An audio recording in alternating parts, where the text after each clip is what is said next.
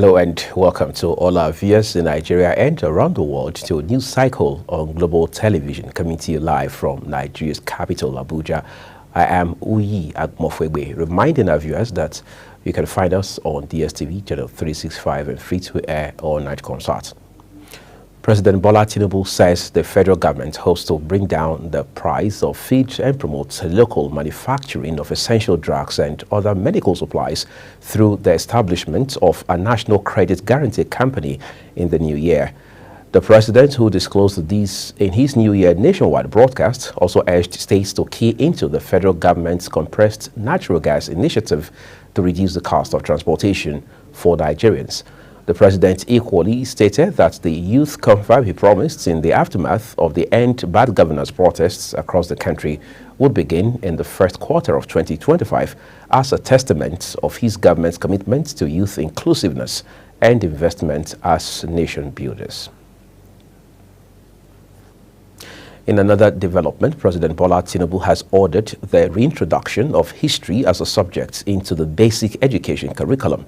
Minister of Education Tunji Alausa confirmed the directive by the president to restore the teaching of history in primary and secondary schools nationwide on a television program. The development followed the formal reintroduction of the subject after its removal 13 years ago during the administration of late President Umaru Musa Yar'Adua, due to claims that the subject was avoided by students as there was a lack of job opportunities for graduates of history. Meanwhile, President Bola Tinubu says his administration will unveil the National Values Charter already approved by the Federal Executive Council in the first quarter of 2025. The president said this in his New Year message to Nigerians, noting that he will launch an ambitious national orientation campaign that fosters patriotism and love for the country and inspires citizens to rally together. According to him, the charter will promote mutual commitments between the governments and citizens, as well as foster trusts and cooperation among a diverse population and between the governments and the people. The Nigeria Labour Congress, NLC, has insisted on the withdrawal of the tax reform bills forwarded by President Bola Tinubu to the National Assembly for passage to enable all key national stakeholders be part of the process. The bills had drawn sharp criticisms from some parts of the country, especially Nigeria's north, which saw them as anti-growth in the region. In its New Year message to Nigerians, especially workers, President of the NLC, Joe Ajaero, equally said organized labor would step up its battle for an upward wage review for workers to mitigate the high cost of living. Ajaero also called on the federal government to prioritize social dialogue in 2025. As Nigerians celebrate the dawn of 2025, the Inspector General of Police, IGP Kayode Egbetokun, has urged citizens to actively partner with the Nigeria Police Force to create a more secure and peaceful nation. Egbetokun, in a New Year statement via X by the Public Relations Officer of the Police Force, Olumuyiwa Adejobi, reflected on the resilience of Nigerians in the face of last year's challenges and reaffirmed his commitment to a more people-centric approach to policing. Positioning Nigerians as vital partners in the fight against insecurity, Egbetokun emphasized the need for vigilance and communication.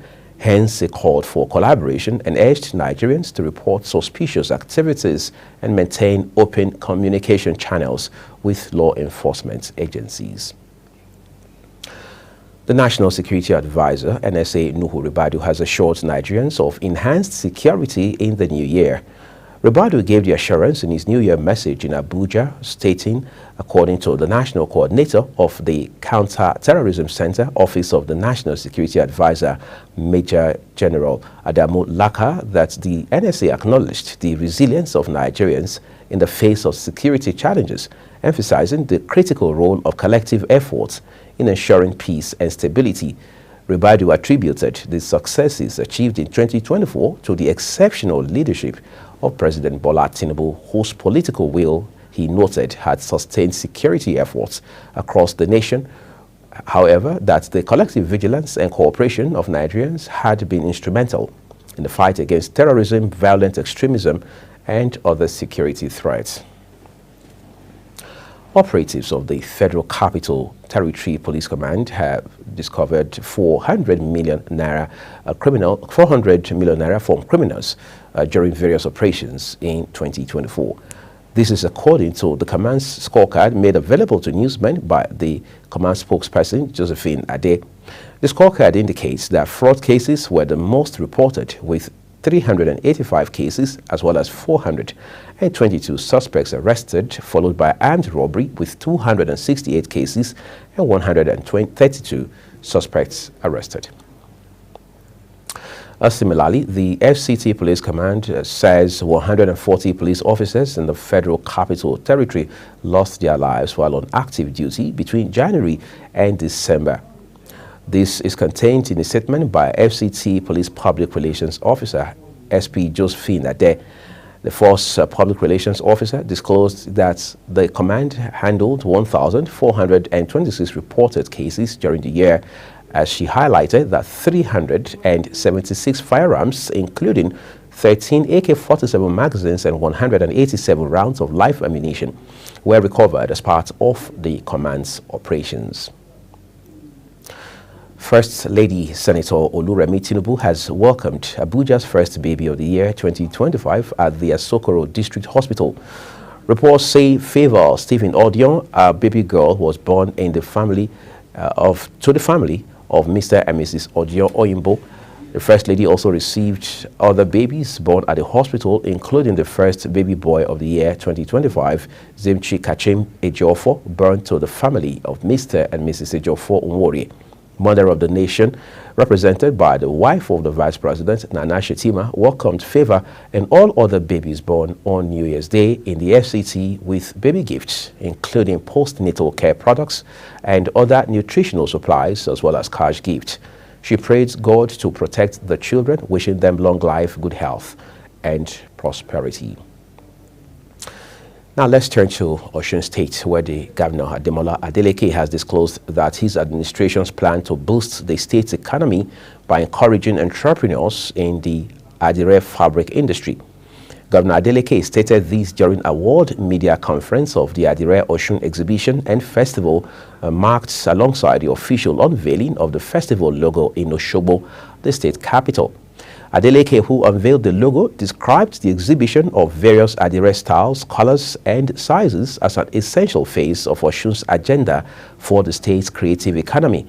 It therefore urged stakeholders to support his agenda of transforming the state economy through Adire. Elsewhere in the news, the Chief of Defense Staff, Christopher Musa, says the federal government has submitted most of the requirements for the extradition of Simon Ikpa to Nigeria.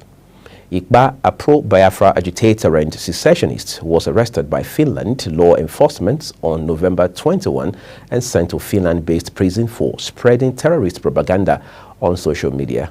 Musa stated this on a TV program during an end of the two-year review, saying legal action is going to be taken accordingly, stressing that the federal government has forwarded most of the requirements to the Finnish authority. The federal government says it will never take any action to undermine the sovereignty of the neighboring Niger Republic, contrary to the allegations leveled by Niger's military junta that Nigeria, in collaboration with France and some countries of West Africa, wants to destabilize Niger using terrorism. This is contained in a statement issued in Abuja by Minister of Foreign Affairs, Yusuf Tugar.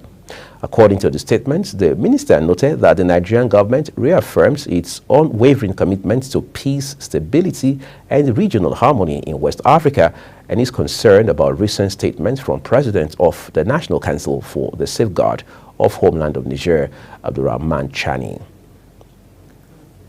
This is Global Television. You're watching the live broadcast of News Cycle, coming to you from Abuja, the nation's capital. When the rest of News Cycle returns, President Tinubu expresses resolve to deepen credit access for Nigerians. In New Year message, we'll bring you those details as well as foreign and sports stories after this break. Do stay with us.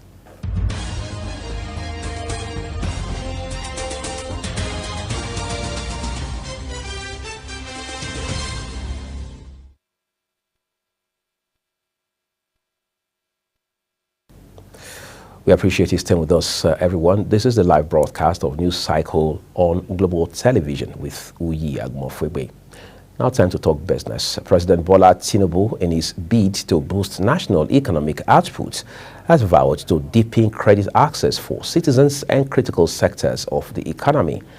This is contained in his New Year message to Nigerians, where he stressed that to achieve this feat, the federal government will establish the National Credit Guarantee Company to expand risk-sharing instruments for financial institutions and enterprises.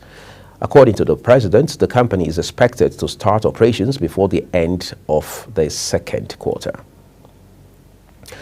The federal government, through its finance ministry, has inaugurated the 250 billion naira Ministry of Finance Incorporated Real Estate Investment Fund aimed at bridging Nigeria's housing finance gap, fostering affordable housing and stimulating economic growth.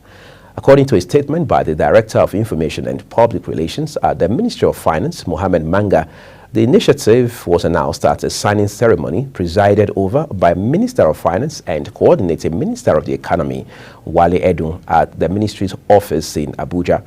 Speaking at the event, Edun highlighted the fund's potential to address the challenges of housing affordability and accessibility in the country. Let's talk some agriculture now. State governments have been urged to partner with the federal government on technology-driven initiatives aimed at improving the accuracy of farm production estimates in response to growing demand for timely and precise agricultural data. This call comes amid the need for better policy formulation, supply chain management, as well as food security measures. Chief of Staff, OCP Africa, Caleb Uso, noted that accurate farm production estimates are vital for government's decisions on food distribution, import and export policies, as well as price stabilization. These estimates, he noted, also would aid in resource allocation, risk management, and disaster response efforts. The Nigerian Upstream Petroleum Regulatory Commission has released the Upstream Petroleum Decarbonization Template, which will become a requirement for issuing licenses and permits effective January 2025. The move is disclosed in a statement signed by the Commission's Chief Executive, Gbenga Komolafe, in Abuja, and targeted at ensuring compliance with Nigeria's broader climate objectives, including its commitment to net zero by 2060. The NUPRC boss said the decarbonization template is in line with provisions contained in Section 6 of the Petroleum Industry Act, PIA 2021, and other provisions mandating the Commission to promote sustainability measures. On the foreign scene, Ivory Coast President Alassane Ouattara says French forces will withdraw from the West African nation this month. Ouattara, in an end-of-year speech, noted that the country can be proud of its army, whose modernization, he says, is now effective. This makes Ivory Coast the latest country to weaken military ties with the former colonial power. He added that the 43rd BAMA Marine Infantry Battalion at Port Boy in Abidjan, where French troops are currently stationed, will be handed over to Ivory Coast Armed Forces as of January this year. On a side note, at least 10 people have been killed and 30 more injured when a vehicle plowed into a crowd in a popular tourist district in the city of New Orleans, city authorities say. NOLA Ready, New Orleans Emergency Preparedness Program, said in a statement that the 8th District is working a mass casualty incident involving a vehicle that drove into a large crowd on Canal and Bourbon Streets. There are 30 injured patients and 10 fatalities. Russian gas has stopped flowing to European Union states via Ukraine after a 5-year deal expired, marking the end of decades-long arrangement. Ukrainian President Volodymyr Zelensky said earlier that his country would not allow Russia to earn additional billions on his blood and had given the European Union a year to prepare. The European Commission said the continent's gas system was resilient and flexible and that it could cope with the change. The presidential Estonia's office says former Estonian President Arnold Rutel, seen as one of the fathers of the country's return to independence in 1991, has died at the age of 96. Rutel was a Communist Party official at the end of the 1980s, just as the Soviet Union was beginning to unravel before becoming a protagonist in the Baltic countries' efforts to win back its sovereignty after a half-century of rule from Moscow. As president of Estonia from 2001 to 2006, Rutel contributed to its joining the European Union and NATO just about 2 decades ago. And now time for some excitement. Liverpool has rejected an approach from Real Madrid to sign fullback Trent Alexander-Arnold in the January transfer window. The England international is out of contract at Anfield in June, and sources say he is Madrid's top defensive target following a long-term injury to right-back Dani Carvajal. The Spanish Giants were earlier thought to prefer to wait until next summer to sign Alexander-Arnold on a free transfer, but they approached Liverpool about a potential move next month, and according to reports, the advances were quickly rebuffed by the Premier League leaders and no official bid was made. Conversations over a contract renewal at Liverpool have been taking place with Alexander-Arnold's camp for several months, and the player has not yet indicated a desire to leave the club. The English Football League EFL says referees will explain video assistant referee VAR decisions to the crowd in a trial measure to be implemented in the League Cup semi-final matches next week. The league's statement says as part of the trial, referees will use the stadium public address system to announce the final decision following a visit to the VAR pitch side monitor or after decisions made on matters such as accidental handball by a scorer or offside judgments. The statement added that the new pilot formed parts of the Professional Game Match Official Limited broader commitment to transparency and embracing technology advancement for the benefit of match officials as well as fans. Let's bring it closer to home now. Super Eagles forward Samuel Chukwueze is expected to miss not less than 8 crucial matches after he went out injured in the Serie A match against Roma. Chukwueze was left out of Milan traveling contingent for the Supercoppa Italiana in Saudi Arabia, but following a magnetic resonance imaging MRI scan, it has now been revealed that Chukwueze would miss the whole of January. According to Milan News, the MRI scan carried out has revealed a lesion of the left femoral biceps. The Nigerian will be re-examined in 10 days and he is expected to be out for at least 1 month, meaning he would miss the whole of this month. And that's a full circle on the news here on Global Television. Thank you everyone for watching. We'd like to remind you that Global TV is on DSTV channel 365. So of course we are also on Star Times channel 276, and find us on free-to-air on Nightcomsat. Engage with us and of course continue to sign up and follow all of our posts across social media platforms using @GlobalTVNG and all of the handles now showing on your screen. I am Uyi Agmofwegbe. I'll see you at 8 p.m. West Africa time for News Prime.